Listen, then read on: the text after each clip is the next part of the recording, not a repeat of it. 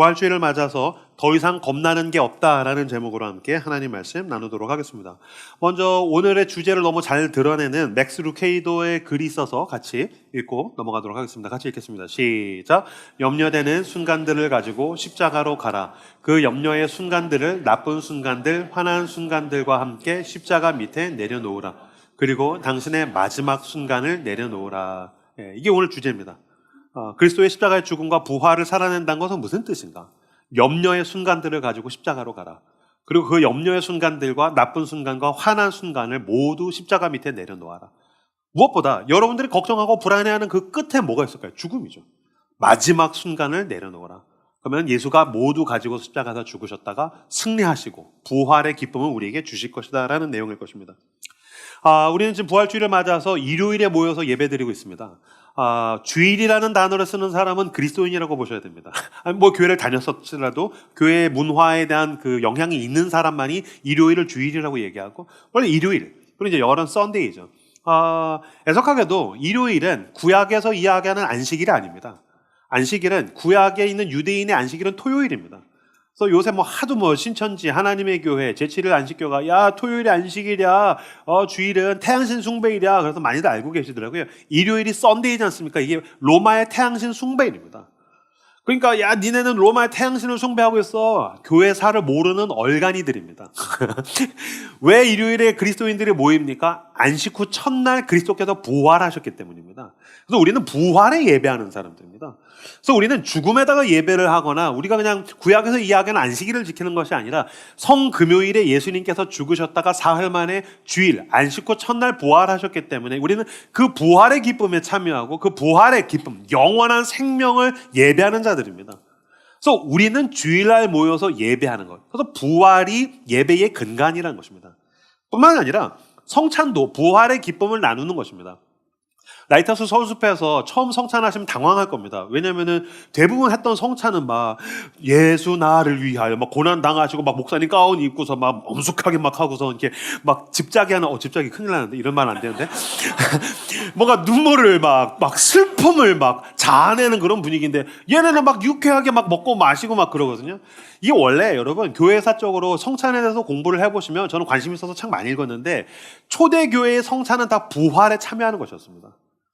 원래의 육체를 가진 나는 죽고 그리스도의 그 부활의 생명으로 산다.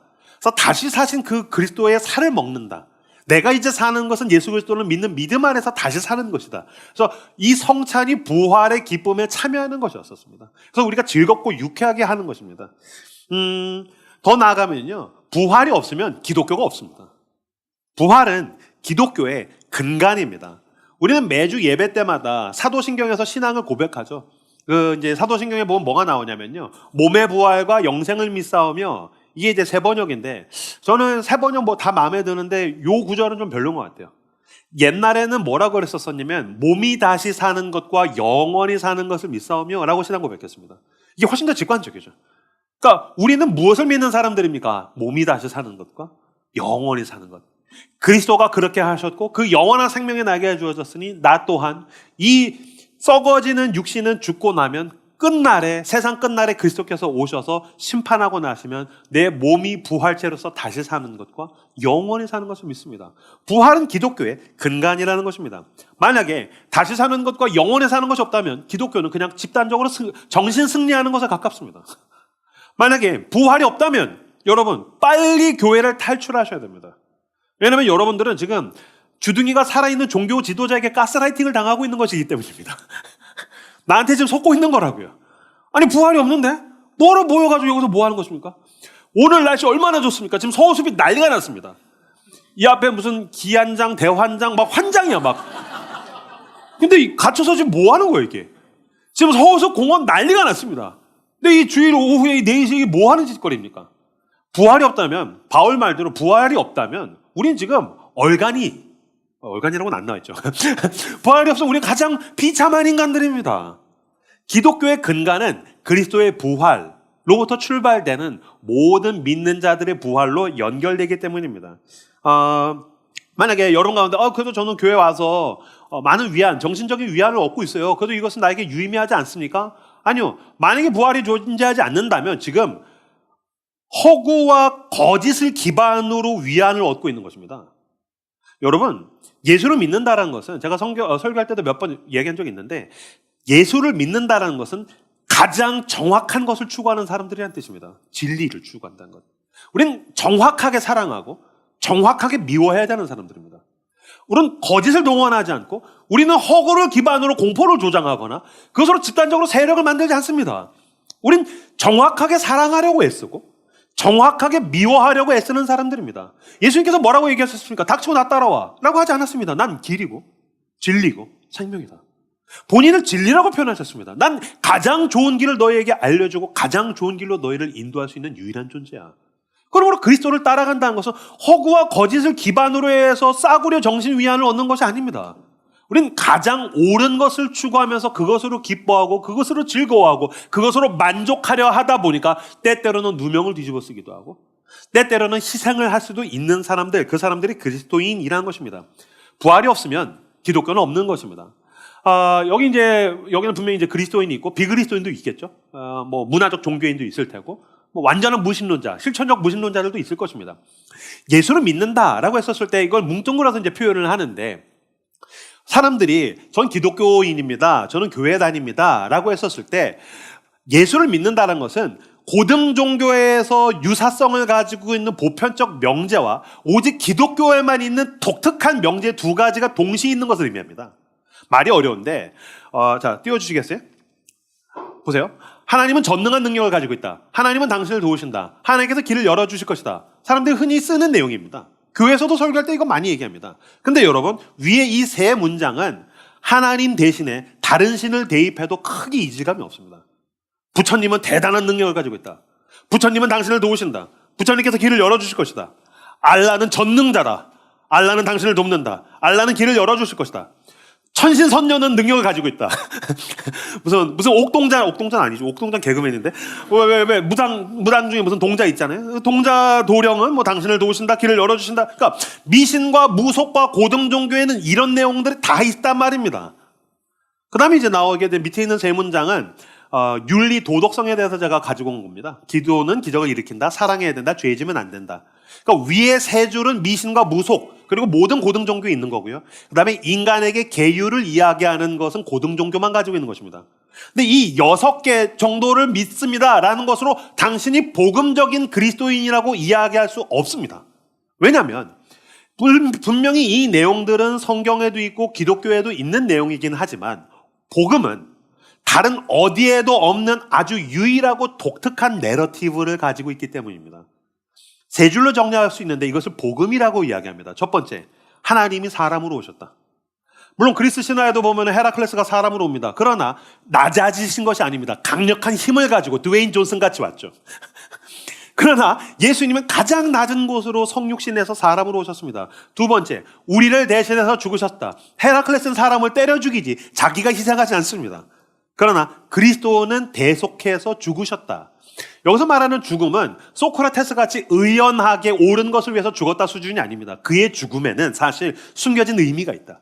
구약부터 늘 이야기했던 너의 죄와 너의 죽음, 그것을 그리스도께서 대신 값을 치르기 위해서 죽으셨다라는 것을 대속이라고 이야기합니다. 세 번째, 죽어서 끝나지 않았다. 죽어서 끝났다면 우리가 모일 필요가 없습니다. 그가 부활하셨다. 그는 나의 죄와 죽음을 대신 뒤집어 쓰시고 죽으셨지만 그는 사흘 만에 죄와 사망의 권세를 이기시고 승리하셨다. 부활하셨다. 이 성육신과 대속과 승리 세 가지 내러티브를 합쳐서 복음, 유안겔리온이라고 이야기하는 것입니다. 그러니까 예수를 믿는다는 것은 아까 얘기했던 보편적 종교가 다 가지고 있는 명제, 하나님은 전능하시다, 길을 열어주신다, 너를 도우신다, 그러니 사랑해라, 죄짓지 마라 수준이 아닙니다. 그는 이 땅에 인간으로 오셨고 나의 죄를 대신 값을 치르셨고 죽으셨다가 이기셨다. 이것을 믿을 때 복음적인 그리스도인이라고 이야기할 수 있을 것입니다. 저는 이 세 가지 복음을 믿습니다. 저는 이것들이 하나님의 아들께서 역사를 뚫고 들어와서 인간으로서 행하신 일이라는 것을 믿습니다. 저는 물론 성경은 과학책이라고 생각하지 않습니다. 성경을 가지고서 과학을 해석하려고 하는 것은 어리석은 시도라고 저는 생각을 합니다. 과학은 과학으로 봐야 됩니다. 성경이 모든 역사를 얘기해 주지 않습니다. 성경에는 역사성이 있죠. 저는 심지어는 성경에서 이걸 역사적으로 있었던 사건이라고 봐야 되나 아리까리한 것들이 솔직히 있습니다. 예를 들면 욥기 같은 경우는 욥이 실존 인물인가에 대해서는 신학사들 사이에서도 말이 많습니다. 저도 욥은 실존했습니다. 역사 가운데 존재했던 분명한 사람입니다. 라고 이야기하기에는 물고기 뱃속에 들어가? 오케이, 그것까지는 이해할 수 있어. 근데 이 정도의 고난을 당하고 인간이 존재할 수 있는가? 무엇보다 하나님께서 죄 없는 사람에게 실제로 이렇게 고통을 주시겠는가? 그러면서 욥에 대해서는 여러 가지 의구심이 분명히 지금도 있습니다. 그러나 저는 하나님의 아들이 인간으로 오신 것과 그가 임영규의 죄를 대속하신 것과 그가 십자가에서 죽으셨다가 부활하셨다는 것을 역사적으로 믿습니다. 이것은 그냥 정신적으로 일어난 작용이 아닙니다. 예수님의 시체를 훔쳐간 제자들이 우리가 너무 비참하니까 그냥 살아났다고 뻥치자. 그렇지 않습니다. 말이 안 됩니다. 예수님의 부활을 증명하는 논제 중에 뭐가 있냐면 빈 무덤이라는 게 있어요. 자, 예수님께서 십자가에서 죽으셔서 무덤에 갇히셨는데 무덤이 비어 있었어요. 근데 무덤이 비어 있었다라는 것은 예수님의 제자들만 이야기한 게 아니라 예수님을 죽인 자들도 얘기했습니다. 무슨 말이냐면 무덤이 비어 있는 건 사실이었다는 거예요. 그래서 예수님의 제자들은 뭐라고 얘기했죠? 부활하셨어 라고 얘기했고, 예수님을 죽인 왼수들은 저거 제자들이 훔쳐갔어 라고 이야기한 겁니다. 그러면 지금 예수님 편에 있는 사람들 쪽에서 이야기한 게 아니라 예수님 반대편 원수들 쪽에서 한번 얘기해 볼게요. 훔쳐갔어. 이거 예수님 죽었어. 근데 훔쳐갔어. 그러면 제자들이요. 훔쳤어요. 나는 시체를 훔친다는 것 자체도 말이 안 된다고 생각하는데 어쨌든 훔쳤어. 훔쳐가지고서 이제 막 묻었어. 우리 주님 죽었어. 어떻게 불쌍해. 그래서 나사로는 살리더니 자기는 죽어버렸어. 그래서 묻고서 이제 자기들끼리 막 생선 뜯어먹다가 형 이제 우리 어떻게 그러게. 우리가 3년 동안 생업을 포기하고 쫓아다녔는데 이거 너무 비참한 거 아니야? 그러게. 뭔가 좀 그래도 여전히 내 마음속에 예수님이 살아계셔. 맞아. 예수님은 내 마음에 살아계셔. 그러니까 예수님은 살아나셨다라고 이야기하자. 그치? 살아있는 거야. 오케이. 형, 그럼 이제 어떻게 된 거야? 우리가 나가서 예수님은 살아나셨다고, 죽음에서 살아나셨다고 이야기하자. 그럼 형, 우리 어떻게 되는 거야? 우리도 죽겠지. 우리도 그들한테 죽임을 당하게 될 거야. 순교당하게 될 거야. 좀 이상한데? 그 얘기를 해서 돈이 들어오거나 부자가 되거나 내가 삶이 편해지는 게 아니라 내가 나를 죽게 만드는 거짓말을 만들자고 하는 거야. 나는 안 그래도 사는 게 힘든데 나를 고통과 더 고통과 죽음으로 밀어넣는 거짓말. 그래서 그 거짓말에 대한 거짓된 신념을 가지고 다 함께 죽게 하라는 거야? 사실 말이 안 됩니다. 예수님의 부활에 대한 증명 중에 가장 큰 증명은 전 제자들이라고 생각합니다. 왜냐하면 제자들이 사도 요한을 제외하고서 모든 11명이 다 순교했기 때문입니다. 거짓으로 만들어냈을 수 있습니다. 그리고 그 거짓된 신념 때문에 한두 명 정도는 빡쳐서 죽을 수도 있습니다. 분신을 하거나 죽을 수도 있겠죠. 실제로 역사 가운데 그런 일들은 있으니까요. 그러나 모든 사람이 완벽하게 죽었던 사례는 없다고 봐야 됩니다.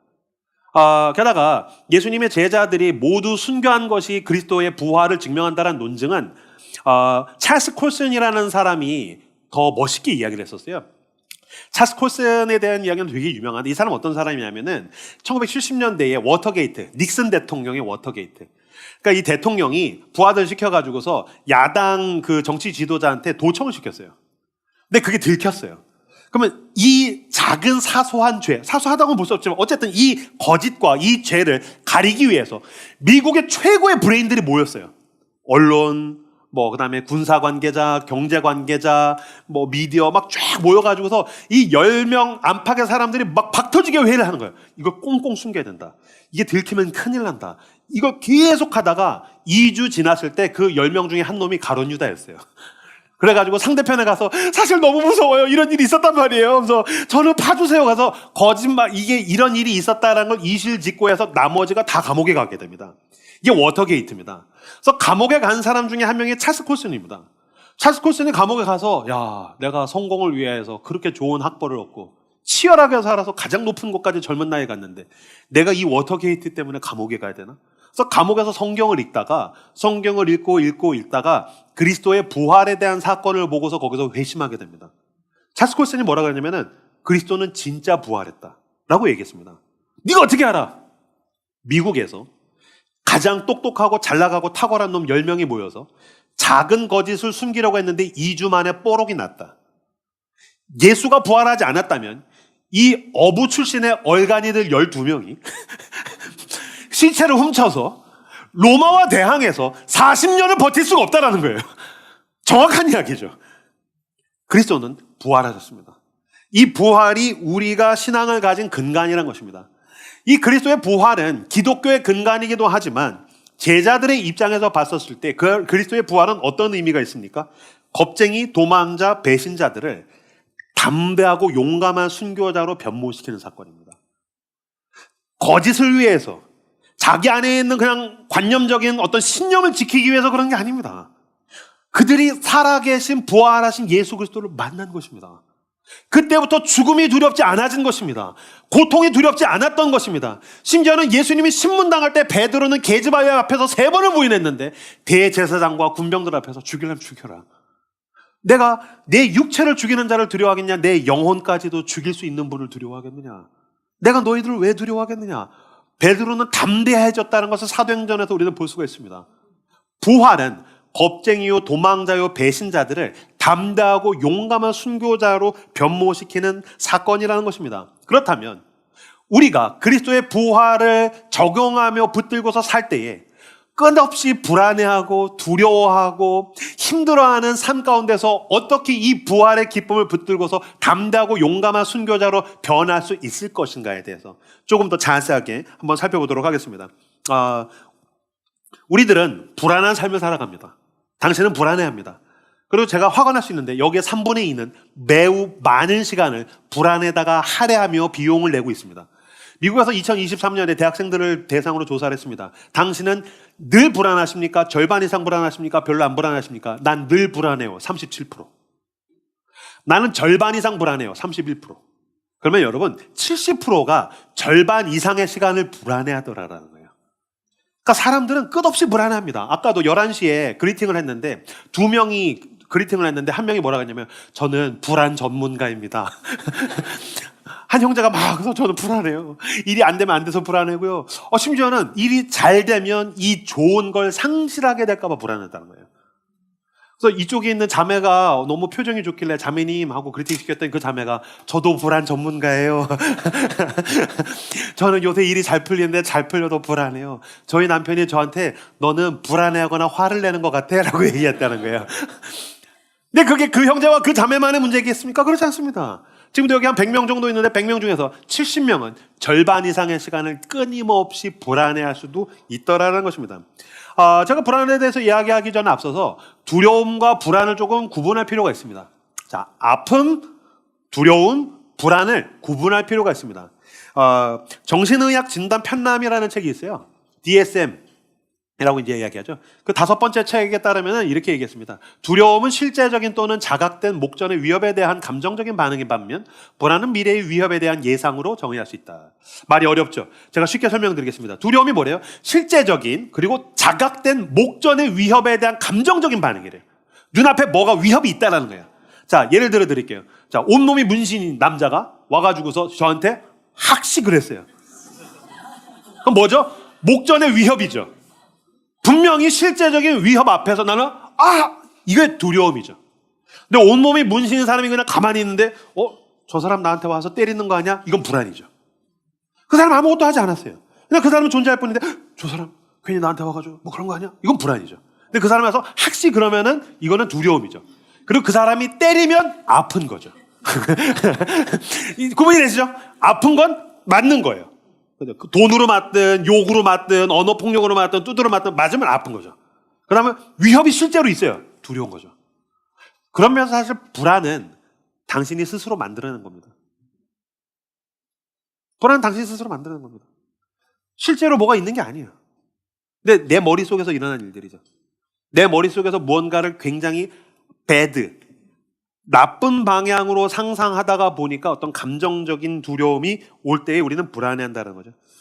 당하면 아픕니다. 당하기 직전은 두렵습니다. 근데 당하는 것과 아무 상관없이 당신은 불안해할 수 있습니다. 사람이 불안해하는 이유는 크게 보면 2가지라고 볼 수 있습니다. 첫 번째, 잃을 것이 있기 때문입니다. 사람들이 흔히 내가 뭘 못 가져서 불안해한다고 생각해요? 아닙니다. 당신이 잃을 것이 있기 때문에 불안한 겁니다. 여러분 길에서 누워서 노숙할 수 있습니까? 못합니다. 왜 그렇죠? 불안하기 때문입니다.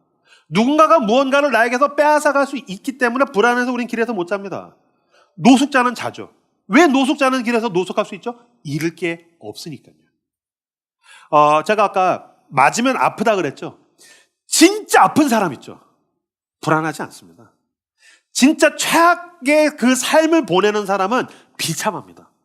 고통스럽습니다. 근데 불안하지 않습니다. 더 바닥으로 갈 게 없기 때문에 저도 몇 번 바닥을 찍어봐서 압니다. 불안하지 않습니다. 저는 사실 불안으로 이야기하면 살면서 가장 불안한 시기를 지내고 있습니다. 왜냐면 교회가 살기 너무 잘 돼요. 오히려 처음 개척했을 땐 안 불안했어. 왜? 아무것도 없거든. 교인이 없어. 월급이 없어. 공간도 없어. 불안해. 형규야, 잃을 게 없잖아. 행복해. 하나님, 난 하나님밖에 없는 것 같아요. 불안하지 않습니다. 근데 막 교인이 막 모여들었어요. 월급도 받고 있어요. 막 너무 행복한 삶들을 지날 때 나도 이걸 잃어버리는 게 아니야? 순식간에 누군가가 나를 떠나가는 게 아니야? 그게 불안하게 되더란 겁니다. 내가 무언가를 잃어버릴 것 같아서, 나는 사실 연약하고 나는 부족하고 나는 찌질하기 때문에 내가 무언가를 잃어버릴까봐, 내가 연결되어 있는 그곳으로부터 내가 뭔가 상실하게 될까봐 우리는 불안해하는 것입니다. 불안해하는 자들, 무언가를 잃을까봐 불안해하는 자들에게 복음은 가장 큰 위로가 됩니다. 로마서 8장 38절에서 39절 보시죠. 읽겠습니다. 시작.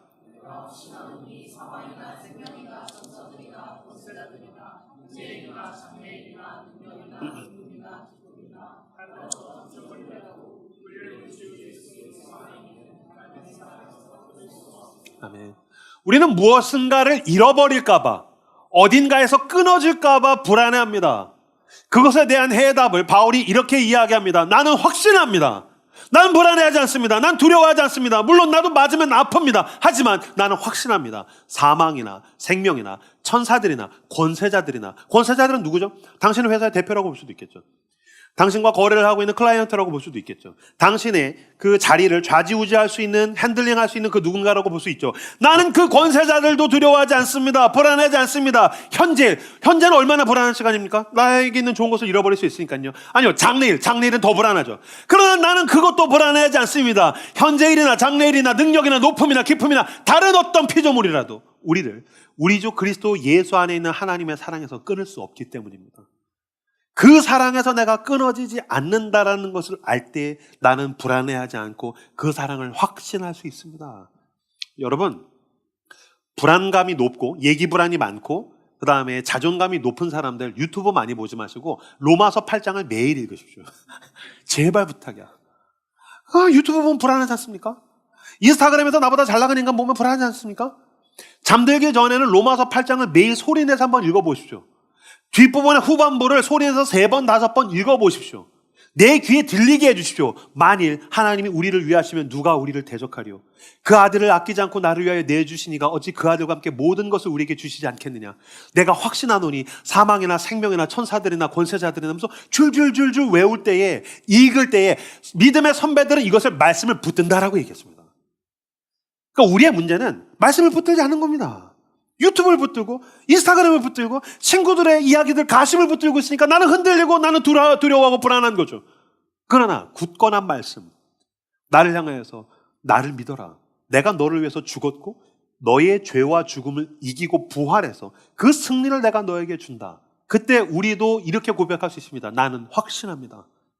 나는 두렵고 아프고 불안하지만 사망이나 생명이나 천사들이나 권세자들이나 그 어떤 피조물도 그리스도 예수 안에 있는 하나님의 사랑에서 나를 끊을 수 없을 것입니다. 그러므로 여러분, 부활이란 무슨 뜻입니까? 어떤 것도 끊을 수 없다는 뜻입니다. 부활이란 죽음마저도 당신을 끊을 수 없다는 것입니다. 우리는 가장 강력하고 단단한 것, 예수 그리스도는 나의 영원한 반석되시죠. 우리는 가장 강력하고 단단한 것에 연결되어 있다는 뜻입니다. 우리가 불안한 이유 두 번째는 이것입니다. 내 삶이 내 손에 달려있다라고 여기기 때문입니다. 내 삶이 내 손에 달려있다라고 여기기 때문입니다. 불안한 걸 살펴보면요, 나랑 연관된 것 때문에 불안합니다. 나랑 상관없는 건 불안하지 않습니다. 저희 교회도 아까 1시 반에 보니까 아침에 조기 축구하고 온 형제들이 있더라고요. 걔네들 중에 덜어는 막 EPL에 목숨 거는 애들이 있습니다. 영국 축구죠. 나는 EPL 맨유가 이기든 지든 아무 상관없습니다. 그런 걸 불안해하는 놈들은 얼간이 같이 보이고. 그게 왜 불안해? 영국 애들이 축구하는데 너 영국 가봤어? 아니요. 근데 왜 불안해 그게? 우리 교회도 이제 야구 좋아하는 사람들 있죠. 여기도 분명히 지금 LG의 우상 숭배자들이 있습니다. 뭐 지네 1등하고 있다고 좋아하는데 나는 뭐 상관이 없어요. 뭐 1등을 놓칠까 봐 불안하고 그게 나랑 뭔 상관이? 너 뭐 LG에서 뭐 냉장고라도 받았냐? 나는 아무 상관이 없어요. 그러니까 불안해하는 건 나랑 연관이 되어 있기 때문에 불안합니다. 그건 그것만 연관되어 있는 게 아니라 그것의 성패가 내 손에 쥐어 있다라고 생각할 때 불안합니다. 무슨 말이냐면요. 최상과 최악이 내 손에 달려 있다라고 생각하니까 불안해요. 자, 늘 최상이야. 그럼 불안하지 않죠. 당연하죠. 무조건 잘 돼. 불안하지 않죠. 반대의 경우도 있습니다. 늘 최악이야. 여러분, 여기도 안 불안합니다. 제가 아까 말씀드렸죠. 전 청소년 사역을 십몇 년을 했는데 늘 전교 꼴등 하는 애들은 중간고사 때 평안합니다. 나랑 상관이 없는 거예요. 난 늘 33등이야. 불안하지 않습니다. 그 가운데 있는 애들이 제일 불안하고 공부를 제일 잘하는 애들도 덜 불안합니다. 그러니까 이 최상과 최악이 내 손에 달려있다라고 생각할 때 우리는 불안하게 되더라라는 것입니다. 무슨 뜻입니까? 운전대를 지금 내가 잡고 있는 거예요. 내가 운전할 줄 모르는데 이거 어떻게 해야 되지? 최상으로 갈까? 최악으로 갈까? 이게 나한테 달려있어. 근데 나는 어디로 가야 될지 모르거든요. 나는 운전을 해야 될지 모르거든요. 그런 가운데에 여러분, 복음은 내가 최상으로 갈 수 있도록 하나님 날 도와주세요. 최악으로 가면 어떡해요? 내가 막 망하지 않도록 도와주세요. 내가 물론 조금 힘들지만 하나님이 나를 도와주시면 내가 더 잘 될 것 같아요. 이거 복음 아닙니다. 최상이냐 최악이냐 복음은 뭐라고 얘기합니까? 넌 망했어. 복음이 우리에게 선언하는 것은 이것입니다. 넌 이미 망했어. C.S. 루이스는 이렇게 얘기했습니다. 당신은 영적으로 파산한 상태입니다. 부도났다는 겁니다. 조금 매출이 줄고 있어요. 그러니 하나님이 도와주시면 아니요. 망했다. 나는 나를 경영하는 것에 대해서 망했다. 내가 배우자와의 관계가 이렇게 힘든 걸 보니 내가 알겠다. 나는 인간관계에 대해서 나는 성품적으로 망한 인간이다. 내가 사랑하는 교회에서도 분란을 일으킨 걸 보니까 알겠다. 나는 총체적으로 망한 인간이다. 내가 진로에 대해서 모르는 것뿐만 아니라 나는 그 진로와 그 이후와 노후와 죽음에 대해서 나는 이미 망한 인간이구나. 사실 그 이슈와 이벤트는 당신이 망했다라는 것을 설명해 주는 것에 불과합니다. 그러니까 우리는 그것을 통해서 인생이라는 거 이런 거구나. 난 망한 거구나. 내가 망했다라는 것을 알 때에 부활을 바라보십시오. 여러분, 예수 그리스도의 부활은 당신의 기여와 아무 상관없습니다. 나는 망했는데 주님 난 망했습니다. 주님께서 오셔서 나의 망함을 뒤집어 쓰시고 십자가에서 죽으셨다가 죄와 그 죽음을 이기시고 부활하셨습니다.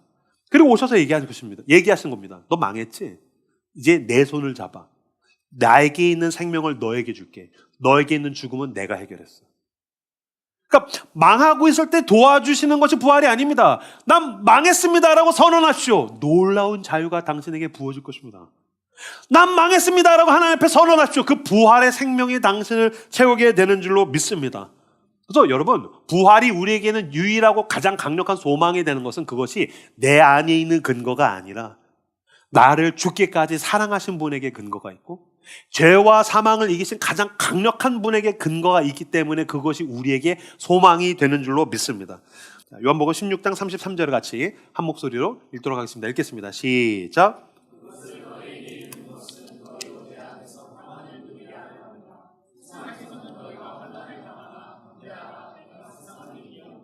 아멘. 요한복음 13장에 보시면요, 예수님께서 십자가에 대한 예고를 하십니다. 그래서 떡을 찍어서 가룟 유다에게 주시고 네가 날 팔 거다. 그래서 문 밖으로 나가죠.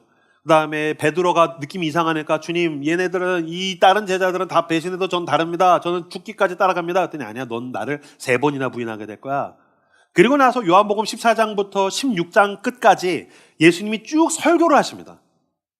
나는 이제 아버지께로 간다. 내가 너희 갈 곳을 준비하겠다. 죽는다는 뜻이죠. 그리고 이것은 첫 번째 죽음과 그 다음에 승천을 두 가지를 동시에 의미한다고도 볼 수 있습니다. 그러니까 걱정하지 마라. 내가 너에게 성령을 줄 것이다. 하지만 너에겐 분명한 고난이 있다. 너희를 불안하게 만드는 것, 두렵게 만드는 것, 너희를 아프게 하는 것들이 분명히 있을 것이다. 그러나 걱정하지 말아라 라고 하면서 요한복음 16장에서 그 설교의 끝에서 이렇게 얘기하신 거죠. 이것을 너희에게 이르는 것은 너희로 스스로 평안하거나 불안을 극복하는 것이 아니라 너희로 내 안에서 평안을 누리게 하려 함이라. 너 스스로는 불안을 이길 수가 없어. 너가 아까 먹고 마셔야 하듯 내 살을 먹고 마셨잖니? 나는 너에게 내 살을 찢어서 주고 내 피를 흘려서 줬지. 너희는 내 안에서 너를 위해서 대신 죽었다가 영원한 승리를 한 내 안에서만 평안을 누릴 수 있어. 세상에서는 너희가 환난을 당하지만 담대하거라. 걱정하지 말아라. 내가 세상을 이겼단다. 부활하신 그리스도를 바라볼 때에 내가 얼마나 못났든지 실패하든지 내가 죄를 짓든지 나는 부활하신 승리의 주님을 바라볼 때 평안할 수 있습니다. 그 부활은 내가 기여한 게 아무것도 없이 주께서 그저 나를 사랑하셔서 하신 일이기 때문에 그 부활을 바라볼 때 나는 진정으로 평안할 수 있습니다. 자, 예를 들어 드리죠. 우리 교회에서 한때 농구를 열심히 했던 기간들이 있었어요. 작년인가 재작년인가. 그래서 이제 한 달에 한 번씩 모여서 하다가 한 달에 두 번까지 하다가 뭐 흐지부지 돼서 이 농구 모임이 망했어요. 근데 얘네가 이제 한 세 번, 네 번째쯤 모일 때쯤에 이제 저를 불렀어요. 목사님 농구 한번 하시죠. 저는 모든 구기 종목에 대해서 총체적으로 망한 인간이에요. 하나님이 손과 발에 저주했어. 나는 구기 종목 다 못해. 근데 내가 유일하게 할 줄 아는 게 농구예요. 왜냐면 내가 청소년 기간 때 이제 마이클 조단 있던 그 시대였기 때문에 뭐 그때는 이제 우리 축구공으로 농구하던 시대거든요. 그래서 유일하게 할 줄 아는 게 농구여서 야, 나 농구 시대, 야, 마이클 조단 시대야, 나. 그때 농구 당하지 막 하면서 허세를 엄청 부렸어요. 그러고 나서 이제 목사님 오세요서 이제 가야 되는데 이렇게 허세를 부려놨으면 어떻게 하나. 근데 조금 늦게 갔습니다. 갔더니 5대5로 이제 한 게임이 끝났어요. 그리고 11시 예배에 이제 신현옥 목사님이라고 저희 성도로 예배 드리시는 분이 계신데 저한테 형님이거든요.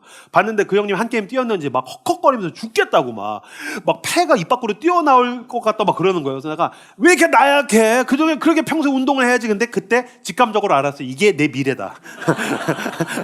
내가 곧 이렇게 될 거다라는 걸 저도 알았어요. 그래서 어떻게 해야 되지? 그래서 이제 5대5로 편을 먹었어요. 그래서 게임을 껴야 되는데 10년 만에 처음 하는데 어떻게 잘해? 나는 망한 거잖아. 그래서 주여 난 망했습니다. 어떻게 합니까? 모든 게 두렵습니다. 드리블도 두렵고 패스도 두렵고 슛도 두렵고 다 두려워요. 난 망했어요. 불안해요. 막 그러고 있는데 그때 한 형제가 저를 향해 다가와서 복음을 전해줬어요.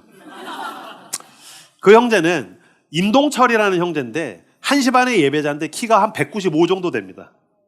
우리 교회에서 제일 크죠. 그 형제가 와서 저한테 이렇게 얘기했어요. 목사님, 제가 링 아래에 있거든. 저만 믿고 막 쏘세요. 저에겐 복음이었어요. 진짜? 너무 믿고 막 쏘면 되는 거야? 그 형제는 그냥 지나가는 말로 했을지도 모르겠는데 저는 영접했어요. 그 말을 받아들이고 그 형제가 링 아래에 있으면 그냥 쏘는 거예요.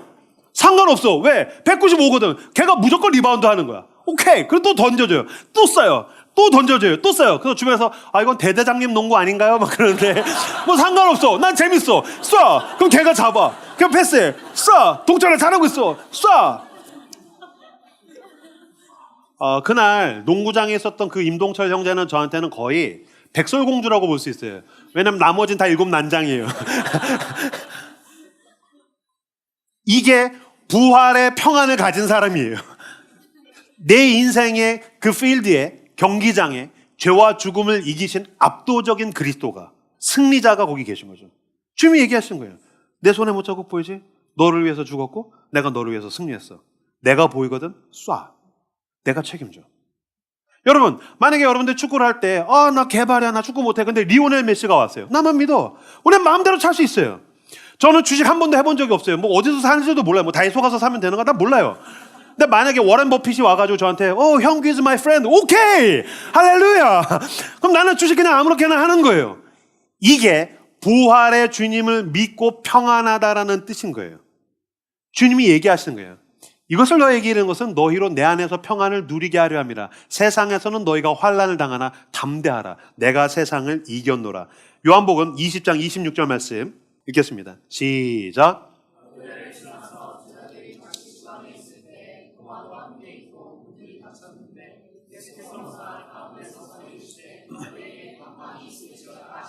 아멘.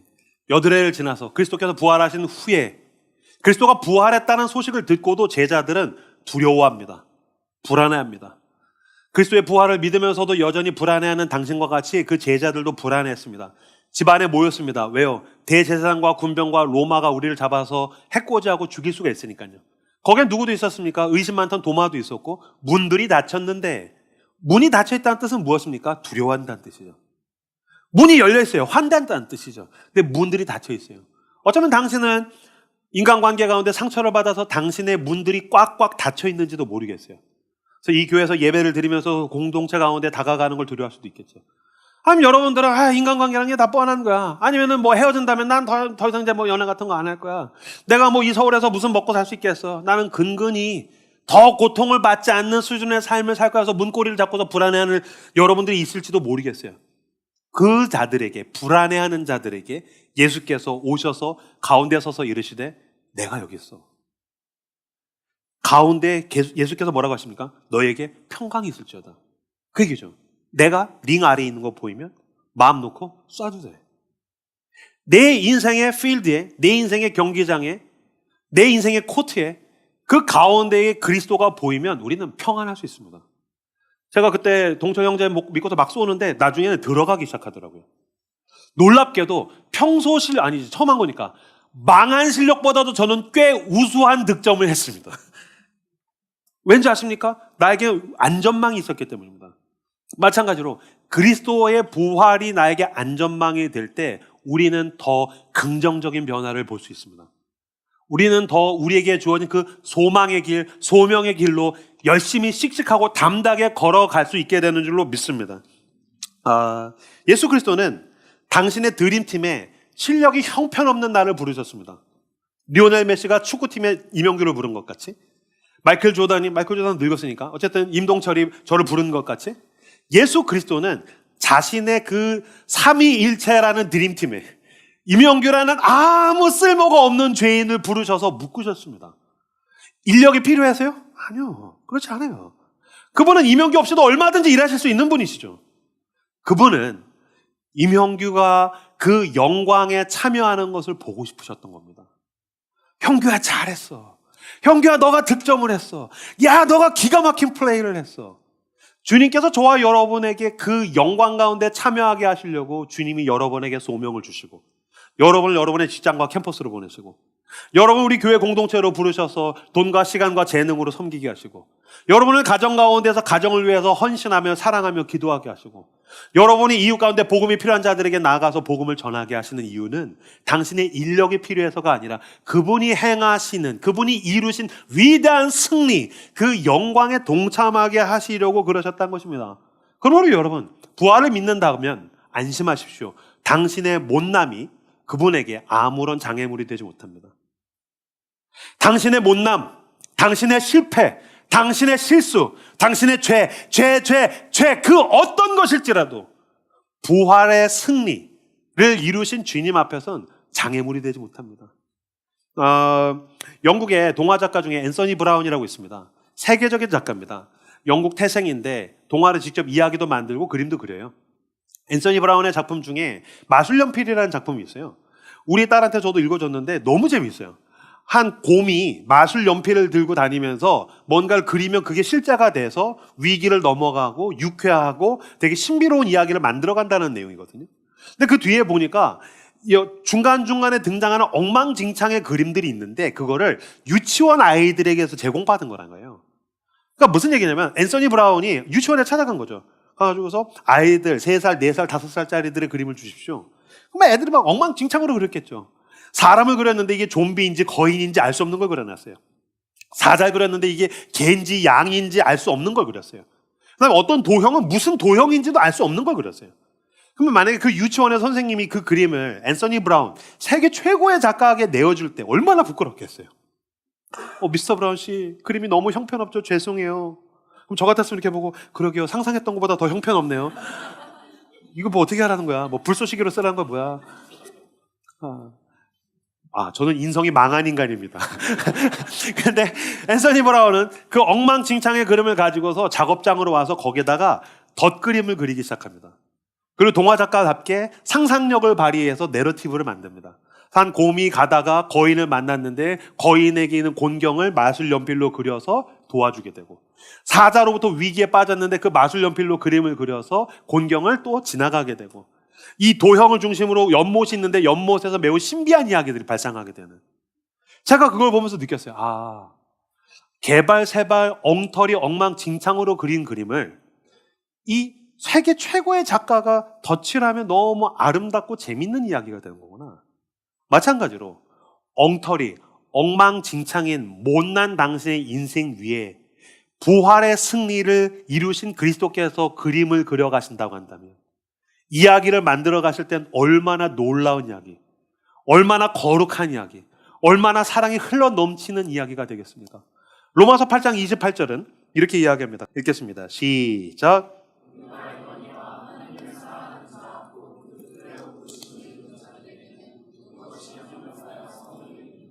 아멘. 반주해 주시겠습니까? 우리가 알거니와 하나님을 사랑하는 자, 곧 그 뜻대로 부르심을 입은 자들에게는 모든 것이 합력하여 선을 이루느니라. 맥스 루케이도는 이 모든 것의 자리에다가 당신이 아프고 두려워하고 불안해한 것을 대입하라고 이야기합니다. 병실 입원이 합력하여 선을 이루느니라. 사기당한 것이 합력하여 선을 이루느니라. 사업에 실패한 것이 합력하여 선을 이루느니라. 그 사람에게 배신당한 게 너무 아프고 다시는 누군가를 사랑할 수 없을 정도로 두렵고 불안하지만 그 배신당한 것이 합력하여 선을 이루느니라. 왜 하나님 나를 안 도와주십니까? 왜 이것도 안 도와주십니까? 내 뜻대로 되지 않은 것이 하나님의 손에서 합력하여 선을 이루느니라. 그리고 이것은 하나님께서 그 아들에게서 행하신 일과 동일하기도 합니다. 하나님은 그 아들이 사람들에게서 버림받은 것과 고문받은 것과 채찍맞은 것을 합력해서 너와 내가 구원을 얻게 하시고 너와 내가 하나님을 아버지라고 부르는 사랑을 얻게 하셨습니다. 하나님은 그 아들이 침뱉음을 당하고 조롱당한 것을 합력하셔서 그리스도의 이름이 영광 위에 영광을 받도록 하셨습니다. 할렐루야. 하나님은 그 아들이 발가벗김을 당하고 십자가에 못 박혀 죽은 것, 그리고 죄짐을 지고 하나님으로부터 버림받은 것을 합력하여 선을 이루셔서 너와 내가 하나님과 영원히 연결되게 하셨습니다. 이 모든 것은 하나님의 손에서 합력하여 부활의 승리를 만들어내는 재료에 불과합니다. 그렇다면 당신의 못남, 실패, 실수, 수치, 생각하고 싶지도 않은 그 과거의 나날들을 그리스도께 내어 드리십시오. 그가 합력하여 가장 좋은 결과를 만들어내실 것입니다. 그것이 부활의 주님이 우리에게 행하시는 일입니다. 염려되는 순간들을 가지고 십자가로 가십시오. 그 염려의 순간들을, 나쁜 순간들, 화난 순간들과 함께 십자가 밑에 내려놓으십시오. 그리고 당신의 마지막 순간조차도 내려놓으십시오. 부활의 주님께서 그것을 가장 좋은 것으로 회복시키시고 변화시킬 줄로 믿습니다. 주 예수께 조용히 나가 내 모든 짐을 내려놓고 십자가로 나아가십시오. 가서 당신의 짐을 내려놓으십시오. 그때 그가 받으셔야 할 사랑이 당신의 것이 될 것입니다. 그의 최종의 승리가 당신의 것이 될 것입니다. 그의 영원한 생명이 그리스도의 십자가의 죽음과 부활로 인해서 나와 당신의 생명이 되는 줄로 믿습니다. 불안의 자리에서 일어나 그리스도께로 나아갑시다. 부활의 주님께서 당신을 부르십니다.